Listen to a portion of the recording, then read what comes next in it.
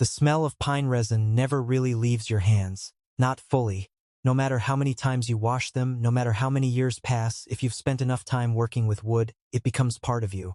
I noticed it again that Tuesday afternoon, sitting in my old wingback chair by the window, turning a small carved bluebird over in my fingers. 63 years old, retired from 31 years as a Finnish carpenter, and my hands still smelled like the shop. I set the bluebird down on the side table next to my coffee mug and picked up my phone. My son Daniel had texted. That alone was enough to make me sit up straighter. Daniel didn't text often these days, not since he and his wife Claire had moved to Westfield, about 2 hours north, into the kind of neighborhood where the lawns looked like green velvet and the driveways fit 3 cars. I didn't begrudge him any of it. The boy had worked hard. Mated by, he'd earned every inch of that life. But the distance between us had grown into something more than miles, and I couldn't always tell you exactly when that had started. I opened the message with the small, eager smile that I imagine most fathers wear when their children reach out unexpectedly. The smile didn't last. Dad, about the graduation party for Emma. Claire and I talked, and we think it would be better if you didn't come. Her parents are going to be there, and they have a certain idea of how these things should go. We don't want things to feel awkward. We hope you understand. I read it twice, then a third time, the way you reread something when your brain refuses to accept what your eyes are telling it. Emma, my granddaughter, 18 years old, graduating top of her class, heading to the University of Michigan on a full academic scholarship. I had driven to every single one of her school plays since she was 7. I had helped her build her first birdhouse for a science fair project when she was 9, standing on a step stool in my garage while I guided her small hands around the jigsaw. I had framed and hung the ribbon she won in the front hallway of my house, where it still hung today. And now I was not welcome at her graduation party. Her parents have a certain idea of how these things should go. Claire's parents, the Ashworths, Richard and Vivian Ashworth, of Westfield, Connecticut. Richard had made his money in commercial real estate. Richard. Vivian sat on the boards of 3 nonprofits and wore that fact like a crown. They were the kind of people who made you feel the distance between your worlds without ever saying a single unkind word directly to your face. It was always in the slight pause before they answered your question, or the way Vivian's eyes would drift to your shoes when she shook your hand. I had met them 4 times. I wore my good clothes each time. I brought wine once, a decent bottle, and Vivian had thanked me with a smile that didn't quite reach her eyes and quietly set it aside. I had done nothing wrong that I could identify. I was simply not what they pictured when they imagined their daughter's in-laws. I was a retired carpenter from Mill Haven, Ohio. I drove a 9-year-old truck. I owned a small house on a tree-lined street, and I grew tomatoes in the backyard every summer. I had calluses on my hands that no amount of lotion would ever soften, and apparently that made me the kind of thing you kept out of the frame when you wanted the photographs to look a certain way. I set the phone down on the armrest and stared at the bluebird. The worst part wasn't the rejection. I had been rejected before. Life does that to a man, especially a man who loses his wife to cancer at 54 and learns to rebuild himself from the rubble of that grief. The worst part was Daniel, my son, the boy I had coached in Little League, the boy I had taught to drive a stick shift in the parking lot of an empty shopping center on a Sunday morning, both of us laughing until our sides hurt when he stalled it for the 6th time. The boy I had sat with in the waiting room of a hospital when Emma was born, holding his hand even though he was 26 years old and trying very hard to act like he didn't need it. He had sent me a text message. Not a phone call, not a visit, a text. We hope you understand. I didn't understand, but I also didn't fight back. I just sat there in my chair while the afternoon light shifted across the floor, and the bluebird sat on the table and the coffee went cold, and I became very still in the way that a man becomes still when something inside him breaks quietly, without drama, like a branch giving way under the weight of too much snow. I had been planning to give Emma a gift at the party. I had been working on it for 6 weeks, in my shop out back, on my good workbench under the fluorescent lights. I had been building her a writing desk. Cherry wood, hand-planed surfaces, dovetail joints at every corner, a hidden drawer built into the center that you could only find if you pressed a small carved bluebird set flush into the front panel. Emma wanted to be a writer. She had told me that when she was 12, sitting on a stool in my garage watching me sand a cabinet door. "Grandpa, I want to tell stories someday." I had told her that was the finest thing a person could do with their life. The desk was almost finished. Another few days and it would have been ready. Now I sat and wondered what I was supposed to do with a desk that had nowhere to go. 3 days passed. I went through the motions. I fed the birds in the backyard. I ate breakfast. I read. I went out to the shop once and stood there looking at the desk for a long time, running my hand along the top surface, feeling the smoothness of it, and then I turned off the light and went back inside. On the 4th evening, I was in the kitchen making soup when I heard tires on the gravel of my driveway. Slow, deliberate, then the engine cutting off. I wasn't expecting anyone. I wiped my hands on a dish towel and moved to the front window. The car was a silver sedan I didn't immediately recognize. Then the driver's door opened and I did recognize him. Thomas, my son's brother-in-law, Claire's younger brother, 29 years old, a high school history teacher who I had spoken to exactly twice at family events and who had impressed me both times as someone who was paying close attention to the room while pretending not to. He was a tall, thin young man with wire-rimmed glasses and the slightly rumpled look of someone who spent most of his time thinking rather than worrying about appearances. He knocked on my door with a kind of urgent rhythm, not reckless but not gentle either. I opened it, and the sight of him stopped me. His eyes were red at the rims. His jaw was clenched in that specific way that men clench their jaws when they are holding something difficult very tightly inside themselves. He looked like he had been driving and thinking hard thoughts for 2 hours straight. "Mr. Calloway," he said, and then he stopped. He pressed his mouth shut for a moment and looked at the porch floor. "I'm sorry to just show up like this. I didn't know what else to do." Thomas," I said, "come in. Sit down." He came inside and sat at my kitchen table, and I put a mug of coffee in front of him without asking if he wanted it. He wrapped both hands around it and stared into it for a moment. "I know about the text Daniel sent you," he said. I sat across from him. "All right, I need you to know something." He looked up at me, and the expression on his face was something I can only describe as controlled fury being held back by a very thin wall of decency. "My parents didn't ask for that. They never said a word about you not coming. Not one word." The kitchen was very quiet. I could hear the soup simmering on the stove.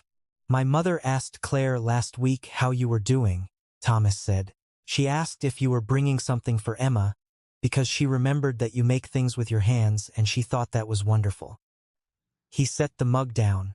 "So when Claire told me this morning that Daniel had texted you and said my parents wanted you excluded, I couldn't eat.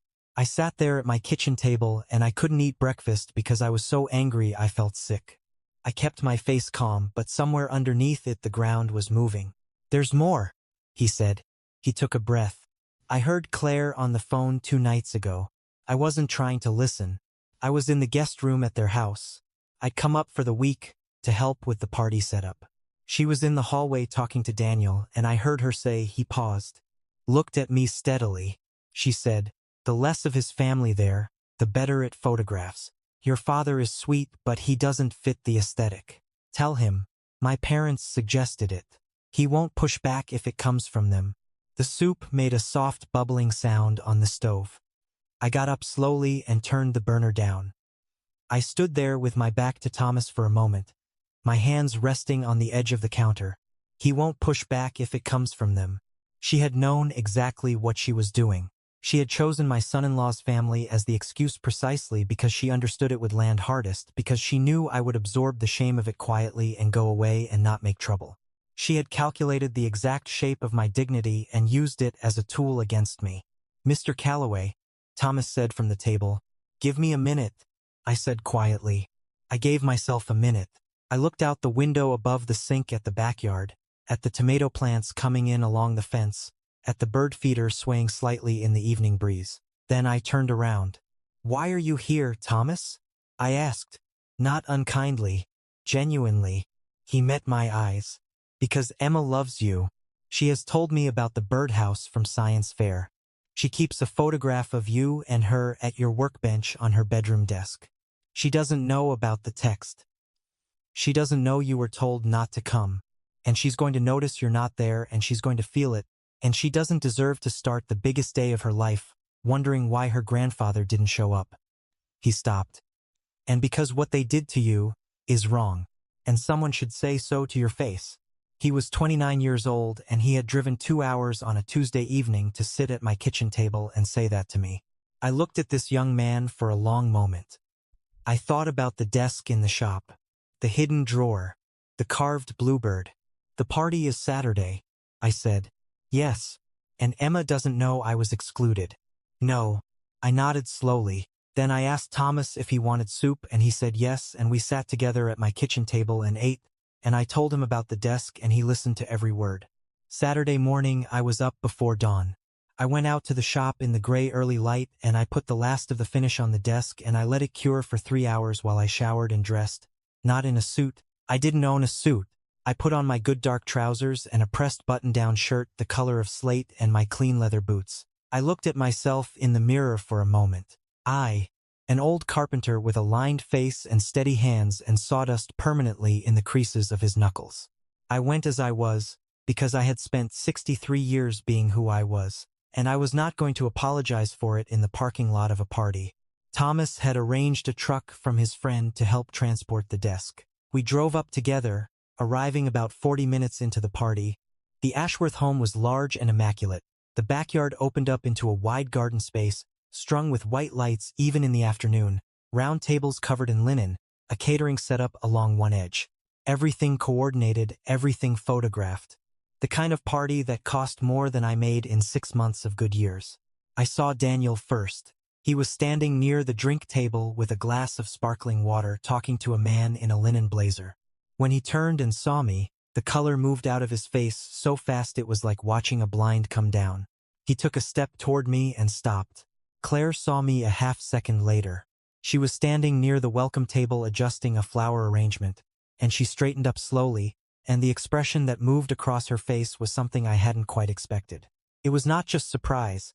It was the specific, frozen expression of a person watching the careful architecture of a deception come apart in real time. Thomas walked beside me, and I was glad he was there, not because I needed protection, but because I needed a witness. Someone who knew the truth walking alongside me made the truth feel solid.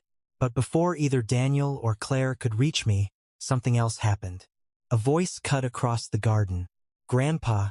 Emma came toward me with the uncomplicated joy of someone who hadn't yet learned to be careful about showing people how much they mattered to her.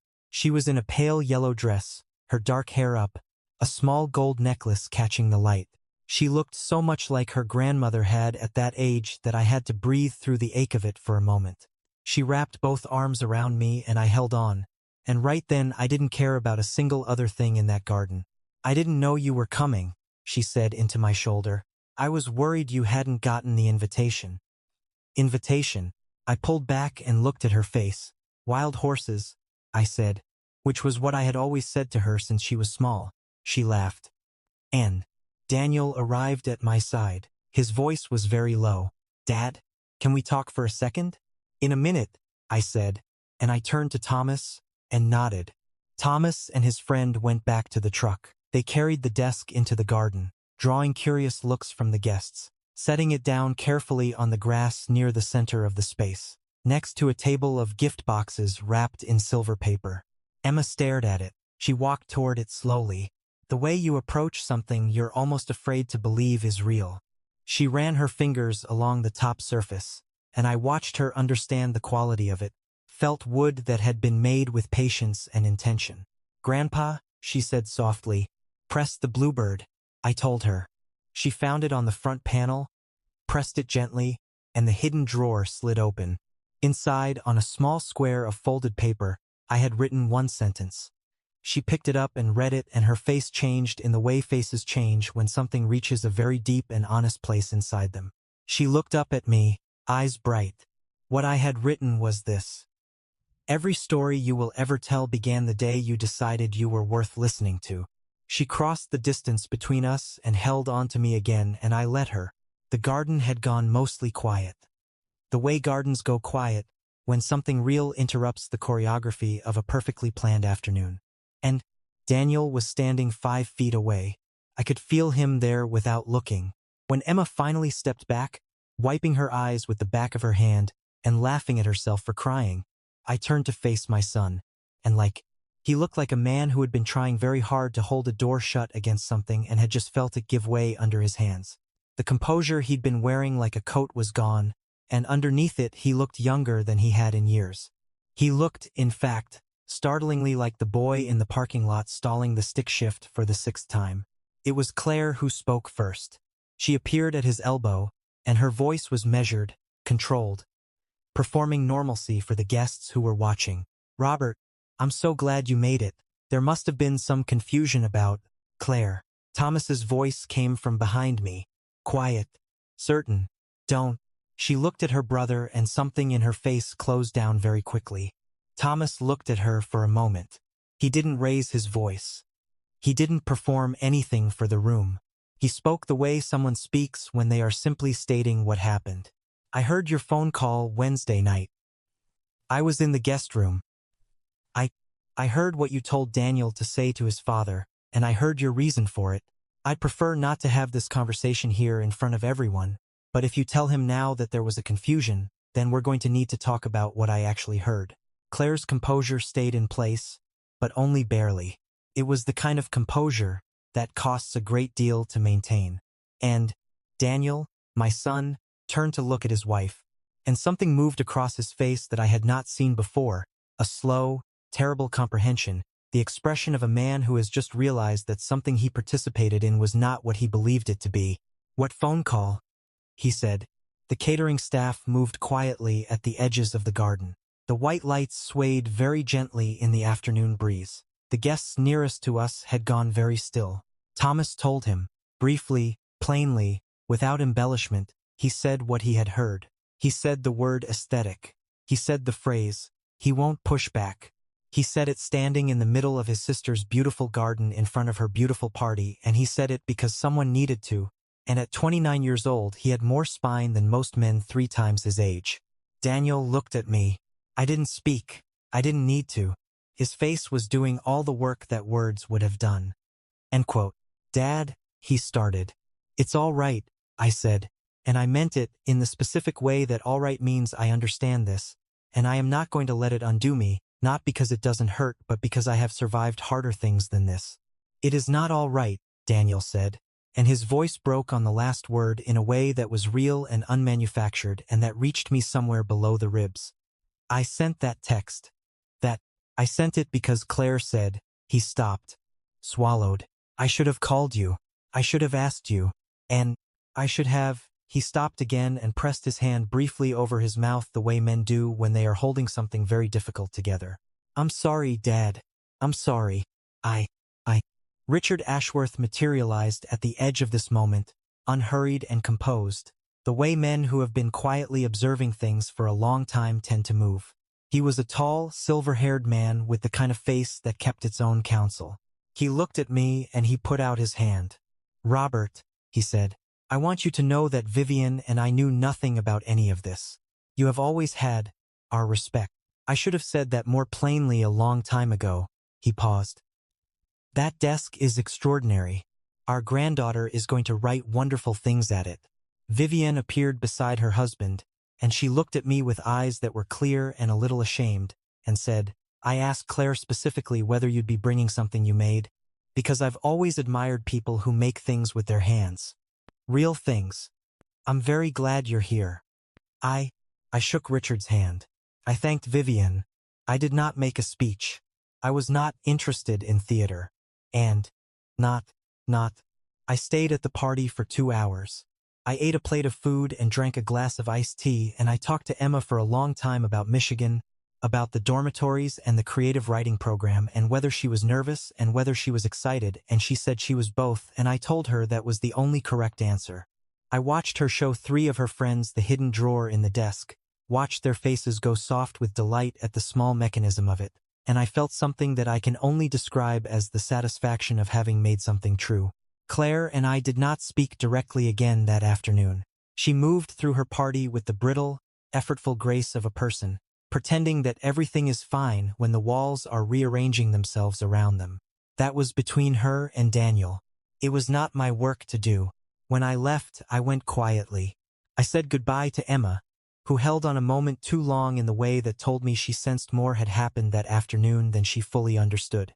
I said goodbye to Thomas, and I gripped his hand and held it for a moment and said, "You're a good man. I won't forget what you did." He said, "I just told the truth." I said, "That's all it ever takes. Most people just can't find it in themselves." I drove the 2 hours home alone in the early evening light, the fields going gold on both sides of the highway, the truck cab smelling faintly of wood finish and coffee. I wasn't at peace exactly. Peace is too clean a word for what follows a day like that. What I felt was more like the stillness after a storm, when the air is washed and sharp and you walk outside and see that the things you built are still standing. Daniel called me that night. It was a long call, he cried, which I had not heard him do since his mother's funeral. I let him. He explained the way a man explains himself when he's done something he cannot fully justify and knows it. I listened to all of it without interrupting. When he was finished, I said, "You're my son. That doesn't change." "Lovin'," I said, "but I need you to understand that I am your father, and that is not a thing you get to tuck away in a back room when the optics aren't convenient." He said he understood. And I think he did, in the way that a person understands something they will need to spend a long time actually learning. We didn't fix everything that night. Some things can't be fixed in a phone call, but we started, and starting is the part that counts. 3 weeks later, I got a card in the mail. It was from Emma, written on thick cream-colored paper in her careful, deliberate handwriting. She said the desk was in her dorm room. She said her roommate had asked about the bluebird and she had explained the hidden drawer and spent 20 minutes telling the whole story of every time she had visited my shop as a child. She said she had already started writing at the desk, every morning, before class, with a cup of coffee. She said it was the best place she had ever tried to think. At the very end she wrote, "Grandpa, I looked up bluebirds.